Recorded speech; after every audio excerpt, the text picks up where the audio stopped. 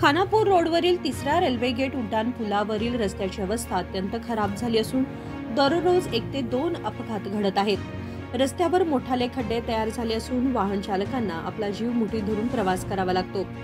प्रशासन कोणत्या मोठ्या अपघाताची वाट पाहतंय असा सवाल अभिजित मुजकर यांनी KMM मराठीशी बोलताना केला।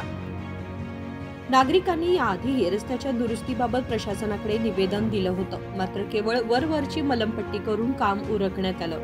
4 दिवसातच रस्ता पुन्हा खराब झालाय, त्यामुळे कामाचा दर्जा अत्यंत निकृष्ट आहे असा आरोप नागरिक करत आहेत। या ठिकाणी थर्ड गेटची परिस्थिती पाहिल्यानंतर जवळपास 3 वर्षानंतर या थर्ड गेटची परिस्थिती जणू काय एक खेडेगावातील रस्ता झाला असं वाटत आहे।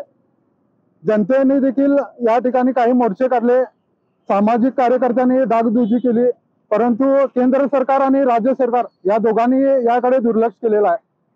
आता ही परिस्थिती पाहिल्यानंतर जवळपास दिवसातून 1 किंवा 2 छोटे मोठे अपघात होत असतात।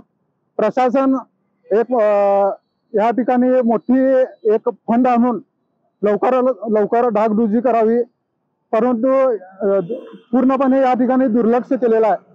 4थं गेट अनगोळचं विनाकारण हे व्यवस्थित न करता त्यांनी बंद करून मोठी वाहतुकीची दिशाभूल केलेली आहे। लवकरात लवकर प्रशासनाने याकडे लक्ष द्यावं अशी मी मागणी करतो। प्रवाशांना काय त्रास होतात? प्रवाशांना हे बघा, खड्डे भरपूर झालेले आहेत।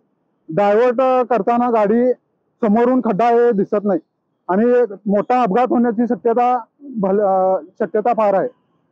पण वर्षातून 4 वेळा या ब्रिजची रिपेअरी केली तरी अशी स्थिती, याचं कारण काय?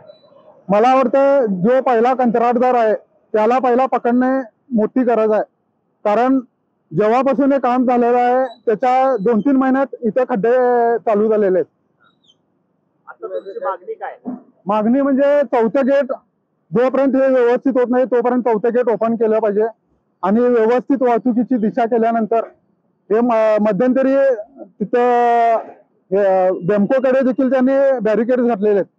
4ही ठिकाणी त्यांनी वाहतुकीची कोंडी केलेली आहे। लवकरात लवकर प्रशासनाने याकडे लक्ष दिलं पाहिजे। माझं नाव अभिजित मुजकर। स्थानिकांनी प्रशासनाला इशारा दिलाय की रस्ता तातडीने दुरुस्त न केल्यास तीव्र आंदोलन छेडलं जाईल। लोकप्रतिनिधींनी व अधिकाऱ्यांनी संबंधित ठेकेदाराला तात्काळ जाब विचारावा अशी जोरदार मागणी होत आहे।